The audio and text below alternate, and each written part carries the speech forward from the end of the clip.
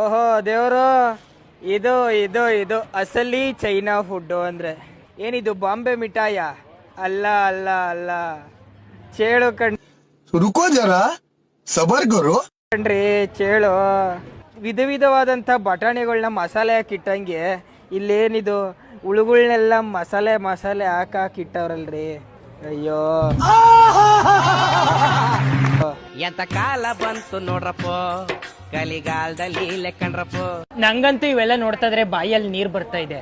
ಇವ್ರ ಬಾಯಲ್ಲೂ ನೀರ್ ಬರ್ತಾ ಇರತ್ತೆ ಅನ್ಸುತ್ತೆ. ಬಾಂಬೆ ಮಿಠಾಯಿಗೆ ಮಸಾಲೆ ಹಾಕಿ ಕೊಡ್ತಾವ್ರೆ. ಓಹೋ, ಬಾಂಬೆ ಮಿಠಾಯಿ ತಿಂತಾರೆ ಗುರು. ತಿನ್ನೋದು ನೋಡ್ಬೇಕೀಗ ಅದು ಹೆಂಗ್ ತಿಂತಾರೆ ಅಂತ.